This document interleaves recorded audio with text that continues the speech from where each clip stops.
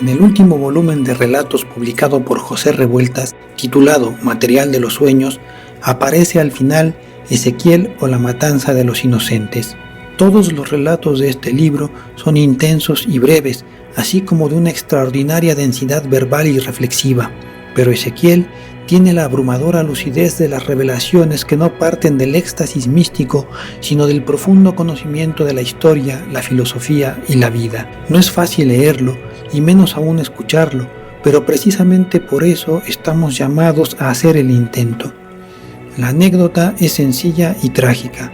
Un lector, llamado Ezequiel, lee al profeta Ezequiel en medio de la devastación. Alguien lee y para salvar algo de su presente se deja atravesar por las palabras del pasado, en el intento de hallar un lenguaje donde las mismas palabras alcancen a ser comprendidas de otro modo. En cierta forma, el relato muestra el ensimismamiento de las palabras y los sujetos, la manera en que unas y otros se incomunican en una suerte de encarcelamiento celular. Palabras y personas quedan sin saberse a sí mismas y sin saber nada de los otros, en medio de la vigilancia y la sospecha perpetuas.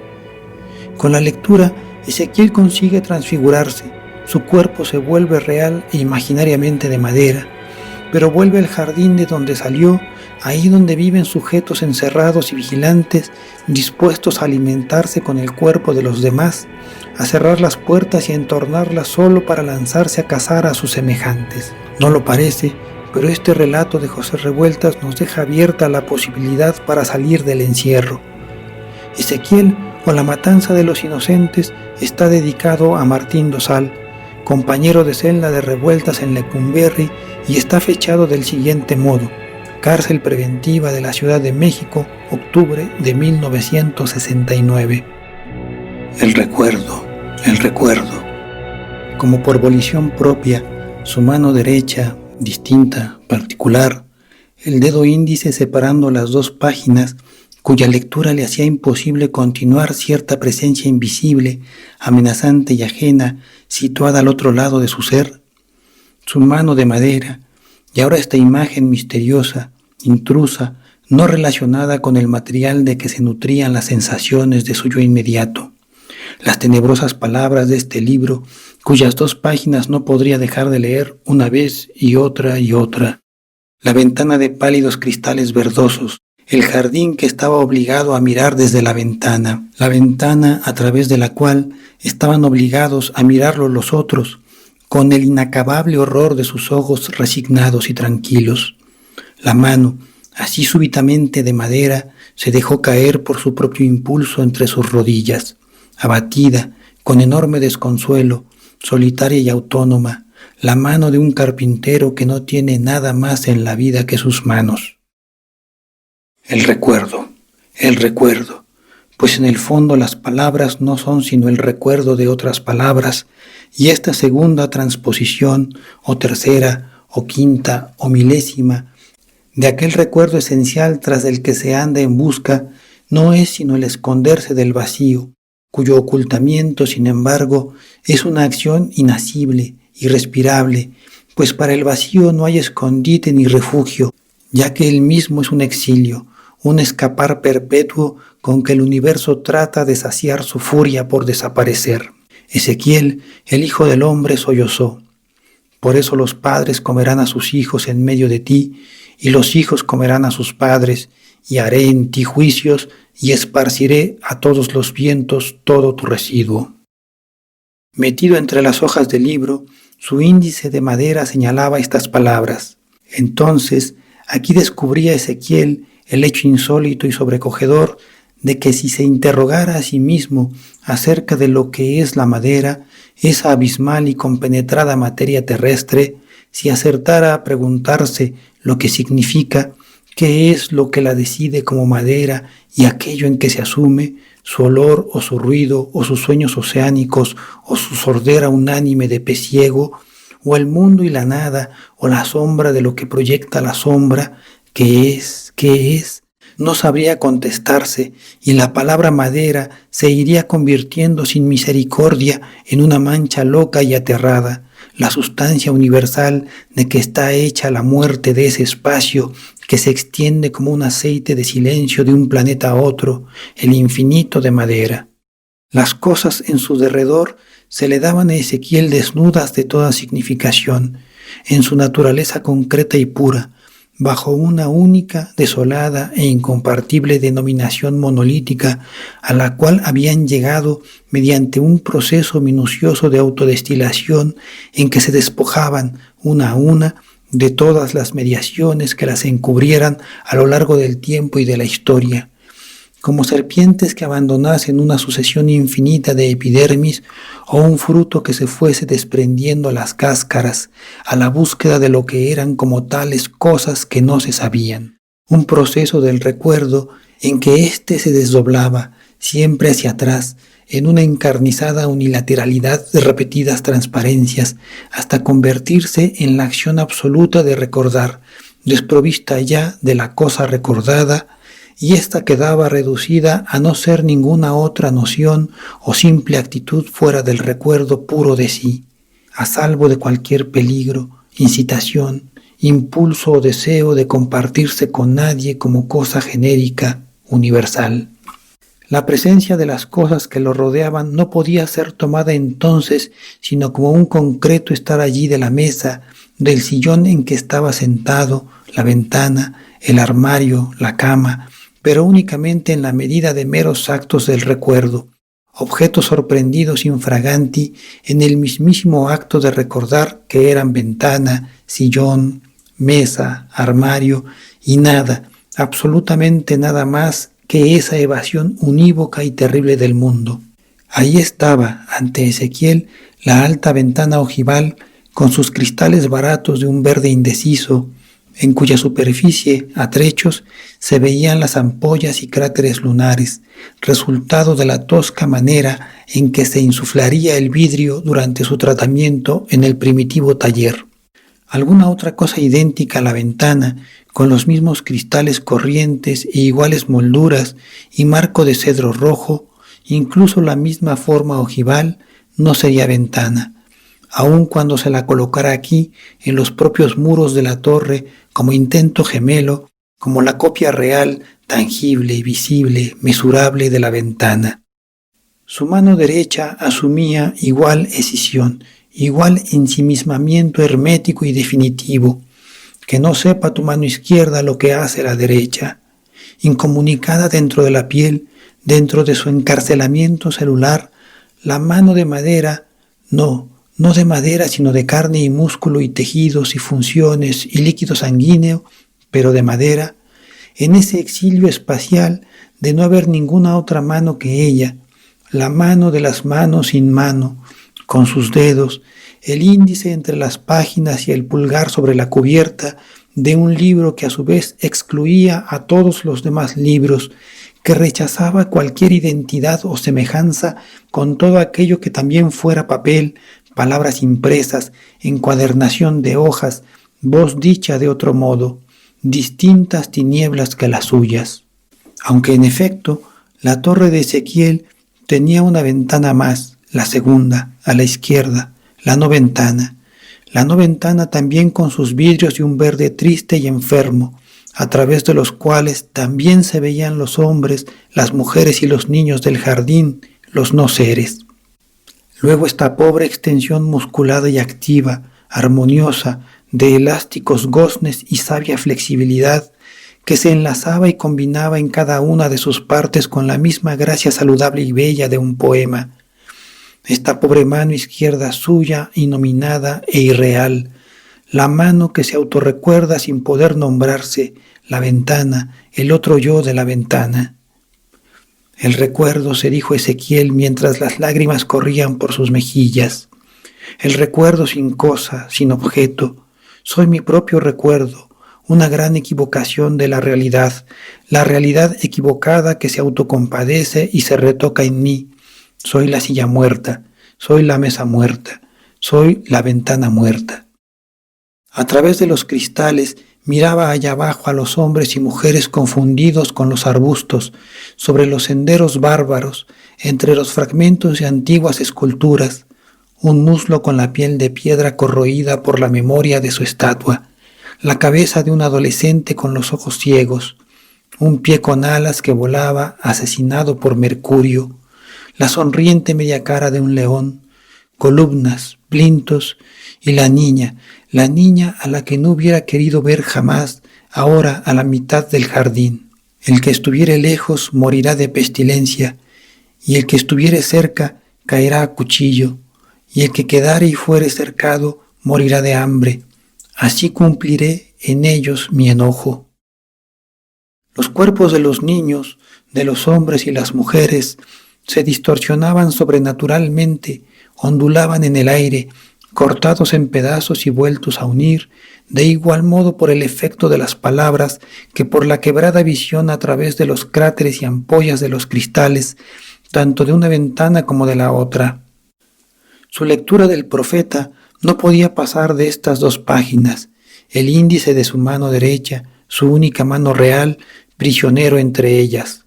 Al otro lado de su ser, centinela del tiempo, esperaba acechante la gran desgracia, el cataclismo que iba a sobrevenir tarde o temprano, acaso muy temprano, acaso ya muy pronto. Le impedía pasar de este punto de su lectura la terrible necesidad de mantenerse a la espera de esa matanza de los inocentes. Las palabras precisaban, con su mediación, la irrealidad de los hombres y las mujeres del jardín, de los niños, de la niña a la mitad del jardín, entre los alaridos que lanzaba la memoria de las estatuas. La vida era el caos, el dolor, el desajuste eterno y los alaridos de esa memoria de las estatuas derribadas. Todos éramos algún fragmento de la memoria de nuestra estatua dispersa, un torso, un vientre, un hombro, una espalda, un pie cuya unidad con la estatua solo nos era dable en el recuerdo, esa forma de la vida que ya es el ahora y aquí de nuestra muerte, el estar muertos desde luego en cuanto se nos nombra o nos nombramos. Soy Ezequiel, soy un momento de Ezequiel, soy la forma en que me recuerda ese Ezequiel muerto hace unos miles de años y la forma en la que yo, tan muerto como Ezequiel, soy su recuerdo vivo en el presente. Solo vive lo que muere y en la medida y al tiempo en que se muere. No se puede llamar a nada ni a nadie por su nombre cuando no lo tocamos y sufrimos. Nadie se puede llamar Ezequiel. Yo no soy Ezequiel, soy nada más su muerte. La mano de madera ascendió de nuevo ante sus ojos, ahora con el libro abierto. Y así comerán los hijos de Israel su pan inmundo, entre las gentes a donde los lanzaré yo, porque les faltará el pan y el agua, y se espantarán los unos a los otros, y se consumarán por su maldad. Apartó la vista del libro y miró por la ventana, por la otra ventana, para comprobar si ahí estaban puntuales y sumisos los ojos. Se les había ordenado a los hombres de allá abajo, a los no seres del jardín, que no apartaran la mirada ni por un solo instante de Ezequiel, ese hombre por el que sentían horror a causa de estar hecho por completo de madera. Los ojos formaban así un río ancho, sucio de incesante saliva, para poder entrar por la ventana como chorros del desagüe, llenos de algodones con pus, pedazos de jeringa, vendas que aún conservaban llagas adheridas, prepucios con úlceras de oro y desechos quirúrgicos de escrotos y vaginas, de los antiguos establecimientos en que se atendían las enfermedades venéreas. Ellos creían que Ezequiel era verde, con el cuerpo cubierto de cráteres lunares, hongos y musgo de madera podrida por las vegetaciones, llena de caracoles y erizos osificados, como en un viejo pilote de muelle al que vagamente desdibujara bajo las aguas la verde transparencia del mar. El aire era de vidrio, de humor vítreo, en el cual los cuerpos nadaban con ademanes inconclusos, mirando con cada uno de los poros, ojo por ojo, danzando, intercambiándose entre sí las diferentes partes, las piernas de uno en el lugar de las de otro, y las cabezas, que en el trayecto de un cuadro a otro del emplomado de los cristales ya aparecían encima de un cuello diferente y con palabras distintas a las del momento anterior, que no se escuchaban, pero que Ezequiel traducía del movimiento febril, agitado y perentorio de los labios, ese ruego amargo y tenaz, esa súplica de no morir. Eran seres sin acontecer, cada uno un acontecimiento fatal, pariéndose hacia la muerte, culpables hasta los huesos de todas las culpas de la tierra. Ezequiel asistía a la única real y verdadera confusión de las lenguas. Nunca existió otra, sino esta siempre igual.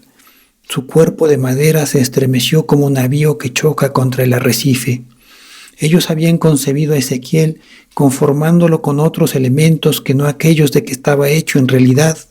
Era pues una desquiciante confusión de la materia, un desvarío de la materia errónea, que los había puesto sobre una pista falsa, la propia materia de Ezequiel que se había pensado a sí misma como madera, con una mano de madera. Lo que pasaba, se dijo con angustia, es que oían sus pensamientos. A cambio de las distorsiones causadas por la atmósfera de vidrio y en proporción inversa, ellos escuchaban su forma de pensar. El ruido de las sensaciones e imágenes al deslizarse entrelazándose y condensándose hasta formar frases e ideas dentro de su caja craneana. Fue a tal punto carpintero que sus manos eran de madera. El esfuerzo, sostenido pero inaparente y sin duda ruidoso, que había hecho Ezequiel para encontrar esta frase, oída o leída hace mucho tiempo en quién sabe qué lugar y que se refería a Cristo o a su Padre, ambos carpinteros, debió ser escuchado por los hombres del jardín. Propiamente no habrían escuchado su memoria como tal, pero sí su sordo ir y venir por los rincones, el balbuciente rastreo de escarabajo en que se empeñaba a la búsqueda de las imágenes, trazos, bocetos, esquemas, cada vez más concretos, donde la madera terminó por imponerse como sensación unánime y todo se hizo de madera a partir de Ezequiel. En el principio fue la madera. Presintió que ahora todos ellos querrían convertirse en una gran cruz. Pero lo escuchaban, esto era lo más grave, lo escuchaban pensar. La niña parecía mecerse sobre su túmulo a la mitad del jardín. Abre tu boca y come lo que te doy.